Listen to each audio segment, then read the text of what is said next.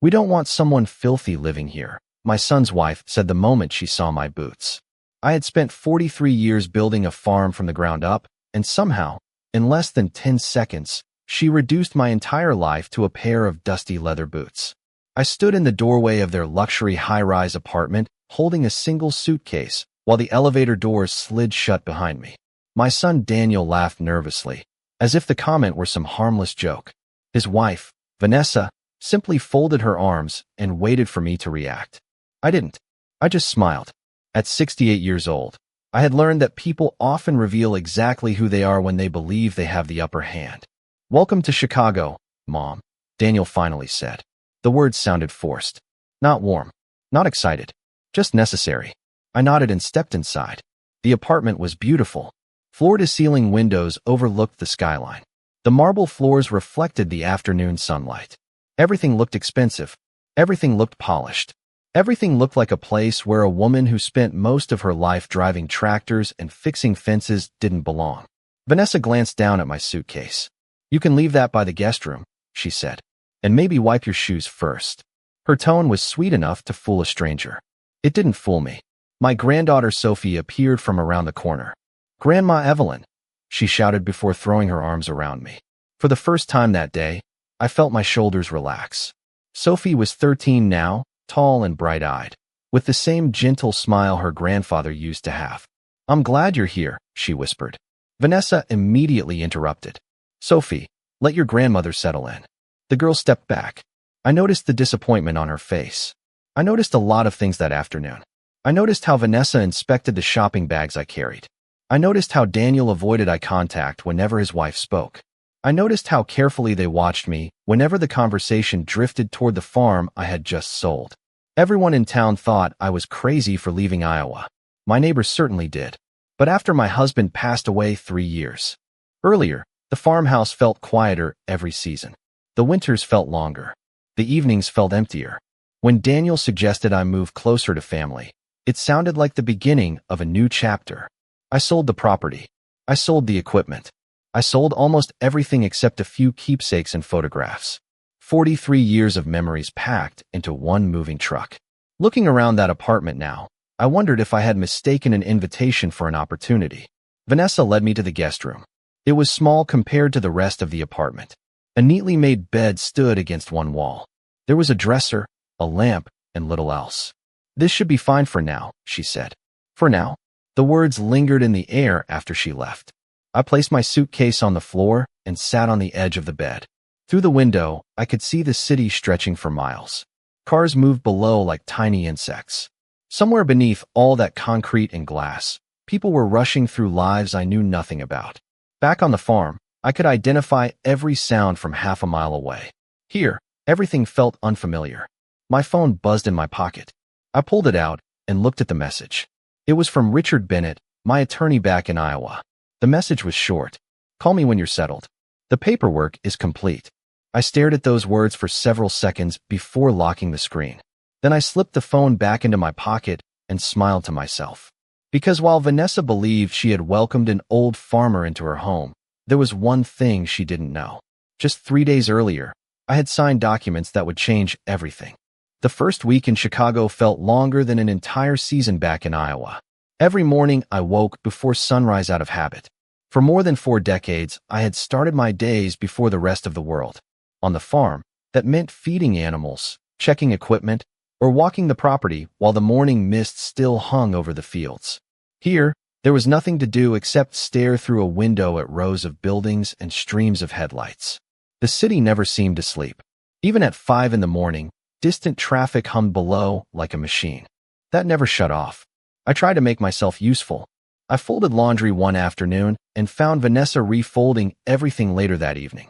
I offered to cook dinner, and she politely explained that they preferred meal delivery services because they were healthier.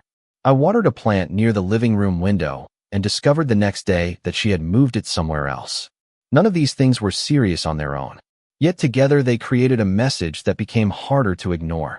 I was welcome to stay, but only if I took up as little space as possible. Daniel spent most of his time at work. When he came home, he looked tired. He kissed Vanessa on the cheek, asked Sophie about school, and usually disappeared into his office with a laptop. Sometimes I caught him watching me with an expression that reminded me of the little boy he used to be. The same boy who once followed me through muddy fields carrying tools that were too heavy for him. But whenever our eyes met, he looked away. One evening, I found Sophie sitting beside me in the guest room while I organized old photographs. She picked up a faded picture of her grandfather standing beside a red tractor. "I wish I could have known him better," she said quietly. I smiled. "He would have loved you." She studied the photograph. "Mom says farm life is miserable." I laughed softly. Some days it was. Some days it was wonderful. Most days it was just life. Sophie nodded as if she understood more than a 13-year-old should. Later that night, I walked into the kitchen for a glass of water and stopped when I heard voices coming from the dining area. Vanessa and Daniel were talking. Neither realized I was nearby. "How much did she get for the farm?" Vanessa asked. There was a brief silence. "Enough," Daniel replied. "That is not an answer. I do not know the exact number." "You should know." Her voice was calm, but there was something underneath it that caught my attention. "We have plans, Daniel. We cannot keep waiting forever." I stepped back before either of them could notice me. Then I quietly returned to my room. The conversation stayed with me for the rest of the night. Not because I was surprised, because I was not. During the weeks before I moved, Vanessa had called more often than she had in years. She asked questions about the sale, questions about retirement, questions about investments. At the time, I assumed she was making conversation. Now I wondered if she had been measuring something. The following afternoon, my phone rang. Richard Bennett. I answered immediately. "How are you settling in?" he asked. "About as well as can be expected." He chuckled. Then his tone became more serious. "Good. I just wanted to confirm that everything is finalized exactly as you requested." I looked toward the closed bedroom door. "And nobody can access it?" "Nobody," he said confidently. "Not without your approval." After the call ended, I sat quietly for several minutes. Then I opened my suitcase and removed a small folder. Inside was a copy of documents that nobody in that apartment knew existed. I ran my fingers across the cover and smiled. Because every day, Vanessa seemed more interested in money she believed was within reach. And every day, she moved one step closer to discovering how wrong she was. Over the next 2 weeks, I learned something important about life in that apartment. Nobody ever asked me what I wanted. They only asked what I planned to do. At first, the questions seemed harmless. Daniel would casually mention retirement during dinner. Vanessa would bring up real estate prices while scrolling through listings on her tablet. Then she started talking about investment opportunities, new developments, luxury properties, vacation homes. Every conversation somehow drifted toward money, specifically my money. One Saturday morning, I joined them for breakfast. Sunlight poured through the giant windows while the city sparkled below. Sophie was eating pancakes. Daniel was reading emails on his phone. Vanessa was studying a glossy brochure. "Look at this," she said suddenly, sliding the brochure across the table toward me. It showed a beautiful house in a gated community outside the city. "Isn't it gorgeous?" I glanced at the photographs. It was certainly impressive. Large rooms, modern finishes, perfect landscaping. "Very nice," I replied. Vanessa smiled. "A family deserves a place like this." I nodded politely and returned to my coffee. She waited for more. When none came, her smile tightened slightly. "The timing could not be better either," she added. "Property values are expected to rise next year." Daniel remained silent. He focused on his phone as though the conversation had nothing to do with him. Sophie looked between her parents and me with growing curiosity. I had seen that look before. Children often notice tension long before adults admit it exists. Later that afternoon, I decided to take a walk. The city still felt overwhelming, but I needed fresh air. Sophie asked if she could come with me. We spent nearly 2 hours exploring a nearby park. Families played catch. Children rode bicycles. Street musicians performed near the entrance. For the first time since arriving in Chicago, I felt a little lighter. We sat on a bench overlooking a pond. "Grandma?" Sophie asked quietly. "Yes. Are you happy here?" The question caught me by surprise. I thought carefully before answering. "I am still figuring that out." She stared at the water for several moments. "I think Mom wants you to help buy that house." I looked at her. "Why do you say that?" Sophie shrugged. "Because she talks about it all the time when she thinks nobody is listening. Children hear everything. Adults forget that." When we returned home, I found Vanessa in the living room speaking on the phone.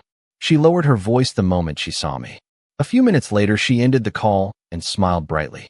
Too brightly. Evelyn, she said, I was actually hoping we could talk sometime this week.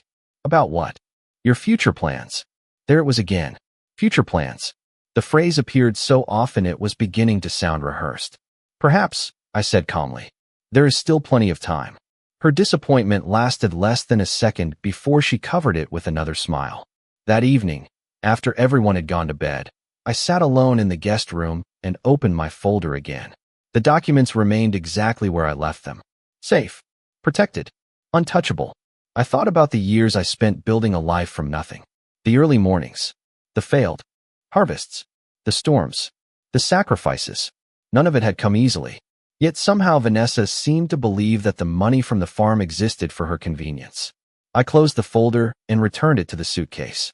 Then I turned off the lamp and stared into the darkness. Because the more interested Vanessa became in my future plans, the more convinced I became that she had plans of her own. The following week brought a strange change in the apartment. Vanessa stopped hinting and started steering conversations directly toward finances. It happened so gradually that Daniel seemed not to notice. One evening during dinner, she asked whether I had met with a financial advisor after selling the farm. The next day, she wanted to know if I planned to travel during retirement. 2 days later, she casually mentioned how difficult it was for young families to build wealth in the current economy. Every road seemed to lead to the same destination. Money. I answered politely without giving her anything useful. Years of running a farm had taught me patience. Crops did not grow faster because someone stood over them demanding results. Neither did people reveal their intentions all at once. They revealed them slowly, one careless comment at a time. Meanwhile, I continued settling into city life. Most mornings I walked to a nearby coffee shop a few blocks from the apartment. The owner, a cheerful man named Frank, always greeted me by name. It amazed me how complete strangers often showed more kindness than family members. One rainy afternoon, while returning from one of those walks, I stepped into the apartment and heard voices coming from Daniel's office. The door was not fully closed. I had no intention of listening, but certain words made me stop. She is sitting on a fortune, Vanessa said. You do not know that, Daniel replied. I know enough. Her voice was sharp now. She sold hundreds of acres. Do you honestly think she moved here with nothing? There was a long silence. She is my mother, Daniel finally said. Then she should want to help her family. I quietly continued down the hallway before either of them noticed me. My chest felt heavy, but not because of surprise. Deep down, I had already begun accepting the truth. The invitation to move to Chicago had not been entirely about family. That evening, Sophie knocked on my bedroom door. She sat beside me while I organized a small box of photographs from the farm. Grandma, can I ask you something? She said. Of course. She picked up a picture of me standing beside a red barn many years ago. Do you miss it?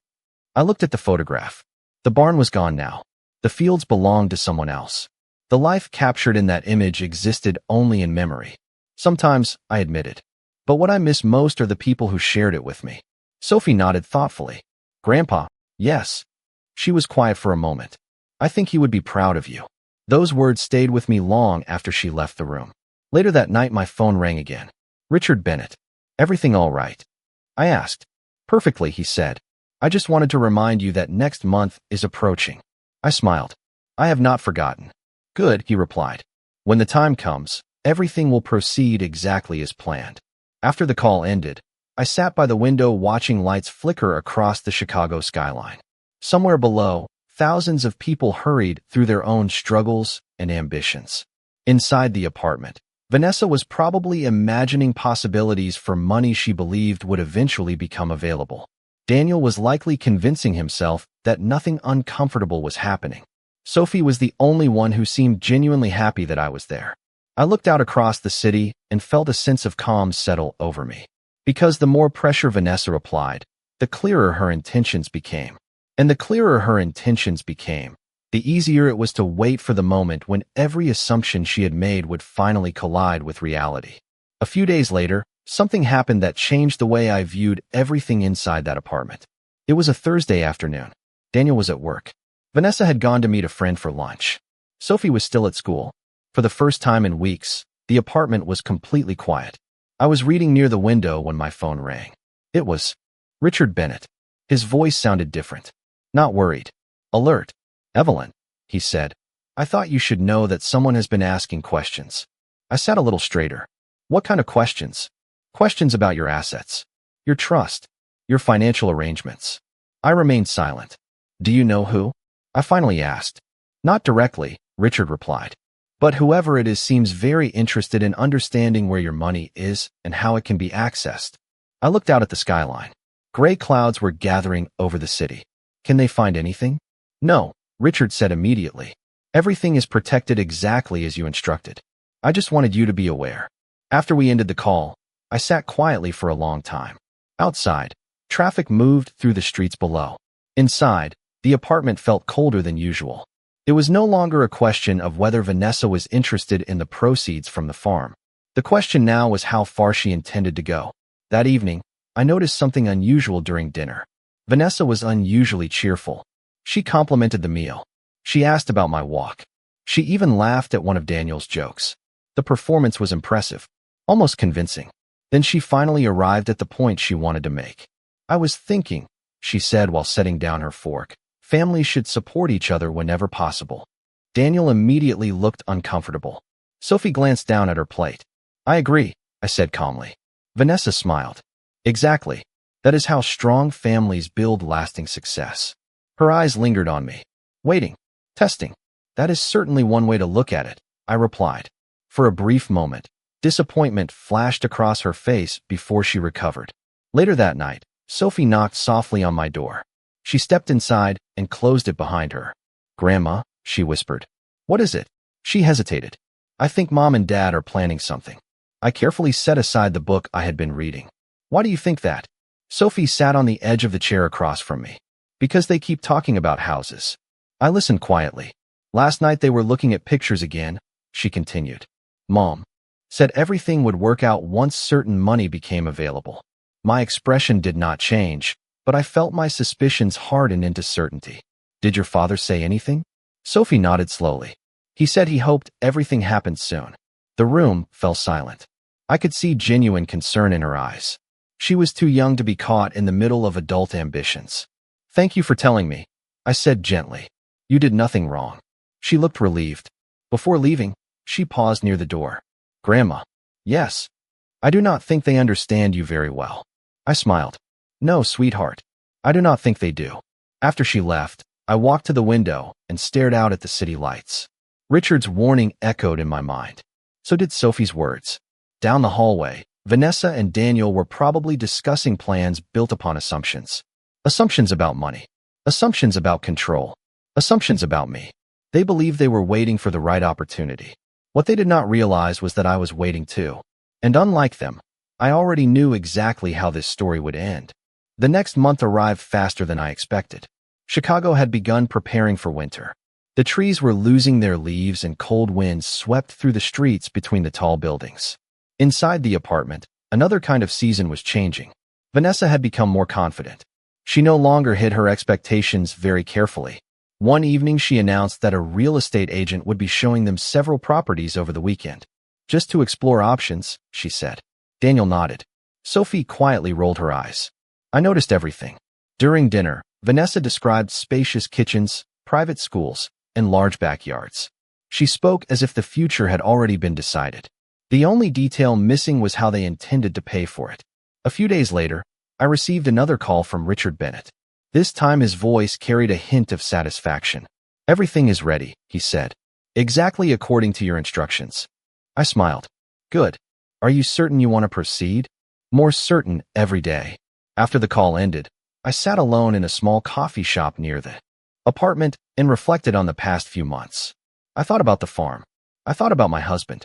I thought about every fence we repaired together and every difficult year we survived. We built our life one careful decision at a time. Nothing was handed to us. Nothing came easily. That was why I respected what we had earned. And that was why I refused to let anyone treat it like a prize waiting to be claimed. When I returned to the apartment that afternoon, I found Sophie sitting at the kitchen counter doing homework. She looked unusually excited. Grandma, she whispered as soon as she saw me. Mom and Dad are meeting with someone tomorrow. Who? I asked. A mortgage consultant. I raised an eyebrow. How do you know? She smiled. Because Mom spent an hour talking about interest rates at breakfast. I laughed softly. The poor girl deserved a medal for surviving those conversations. The following evening confirmed everything. Vanessa was glowing with optimism. Daniel looked nervous but hopeful. During dinner, she finally asked the question she had been building toward for weeks. "Evelyn," she said, placing her fork down carefully, "have you given any more thought to your long-term financial plans?" The table became quiet. Sophie looked at me. Daniel looked at his plate. Vanessa looked directly into my eyes. I folded my napkin calmly. "Actually," I said, "I have." Her smile widened instantly. "Really?" "Yes." I paused. "In fact, I have finalized everything." The excitement on her face was impossible to miss. "That is wonderful," she said. "Family planning is so important." I simply nodded. Then I changed the subject. The disappointment that followed was almost amusing. Later that night, after everyone had gone to bed, I stood by the window overlooking the city. Lights stretched across the horizon like stars trapped on the ground. Somewhere in the apartment, Vanessa was probably imagining possibilities. New houses, new opportunities, new ways to spend money she believed was within reach. What she did not understand was that the decisions had already been made. The documents had already been signed. The future she expected existed only in her imagination. And, for the first time since arriving in Chicago, I sensed that the moment of truth was finally approaching. The following weekend arrived with an energy I had not seen in months. Vanessa seemed almost unable to contain her excitement. She spent Saturday morning scrolling through property listings while speaking to real estate agents on the phone. Every conversation ended with the same confident tone, as though success was already guaranteed. Daniel followed along, although his enthusiasm appeared more cautious.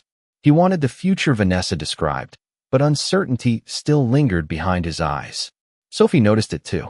During lunch, she sat beside me and quietly whispered, "Something big is happening." I smiled. Sometimes people become excited when they think they are close to getting what they want. She considered that answer for a moment. And what if they are wrong? I looked at her and smiled a little wider. Then they learned something important. That afternoon, Vanessa approached me carrying a folder. She placed it on the kitchen table and sat down across from me. Her expression was unusually warm. "Evelyn," she began, "I wanted your opinion on something." I nodded politely.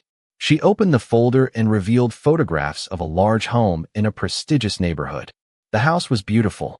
A stone exterior, a spacious backyard, a long driveway lined with trees. "What do you think?" she asked. "It is very nice," I replied. "We think it would be perfect for the family," she said. "There is room for everyone." I noticed how carefully she emphasized those last words. Room for everyone. The phrase sounded generous. Yet somehow it felt calculated. "That is wonderful," I said. "I hope it works out." For a brief second, confusion crossed her face. It was not the response she expected. She had been waiting for questions, waiting for interest, waiting for an opening. Instead, she found a closed door. That evening, Daniel knocked on my bedroom door. It was the first time he had done so since I moved in. He stepped inside and sat near the window. For several moments, neither of us spoke. Finally, he sighed. "Mom, are you happy here?" The question surprised me. "Why do you ask?" "Because things feel different lately." I studied my son carefully. He looked tired, older than his 41 years. "Different can mean many things," I said. He nodded slowly. "Vanessa thinks you are holding back." There it was. The truth finally spoken aloud. Not completely, but enough. "Holding back from what?" I asked. Daniel looked away. "You know what I mean." I remained silent. After a long pause, he stood and moved toward the door. "I just want everyone to be happy," he said quietly. When he left, I sat alone for a long time thinking about that sentence. Happiness built upon expectations rarely lasts. Happiness built upon entitlement disappears even faster. The next morning, my phone buzzed with a text from Richard Bennett. It contained only 4 words. "Everything confirmed for Tuesday." I stared at the message and felt an unexpected sense of peace. Tuesday. After months of assumptions, hints, and plans, the waiting was almost over. Across the apartment, Vanessa was already discussing schedules for another meeting. She sounded confident, certain, victorious. She believed she was approaching the finish line. What she did not realize was that she had been running in the wrong direction the entire time. And in just a few days, everyone in that apartment would finally understand why. Tuesday arrived with a strange sense of calm. I woke before sunrise as usual and sat by the window with a cup of coffee. The city below was still wrapped in the soft blue light that appears just before morning fully arrives. For the first time in months, I felt completely at peace. Everything had already been decided. The waiting was over. At breakfast, Vanessa seemed unusually cheerful. She moved around the kitchen with the confidence of someone expecting good news. Daniel appeared nervous. He checked his phone repeatedly and barely touched his food. Sophie watched both of them quietly. She had become very good at reading a room. Around noon, Vanessa announced that everyone should be available that evening. "I thought it would be nice for us to have a family meeting," she said. "There are important things we should discuss together." I simply nodded. Daniel looked relieved, almost grateful, as if he believed a difficult chapter was finally coming to an end. Throughout the afternoon, I noticed Vanessa making preparations. She organized documents on the dining table. She reviewed notes. She even opened photographs of the house she wanted to buy and left them visible on her tablet. Every action suggested certainty. Every smile suggested victory. By 6 o'clock, everyone was seated around the dining table.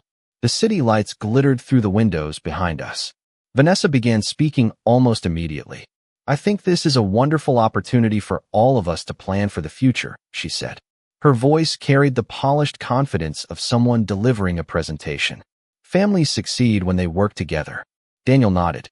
Sophie remained silent. I listened patiently. Vanessa continued describing financial goals, future investments, and long-term stability. Eventually, she arrived at the subject she had been circling for months. "The truth is," she said, "certain opportunities do not come along very often. Sometimes families need to act when the timing is right." Her eyes settled on me. "Would you agree, Evelyn?" I folded my hands calmly. "Sometimes." The answer seemed to surprise her. She had expected more. Encouragement. Enthusiasm. Agreement. Instead, she received a single word. The room became quiet. Then the doorbell rang. Vanessa frowned. "Are we expecting someone?" Daniel asked. I smiled. "I am." A few moments later, Richard Bennett entered the apartment carrying a leather briefcase. Vanessa looked confused. Daniel looked alarmed.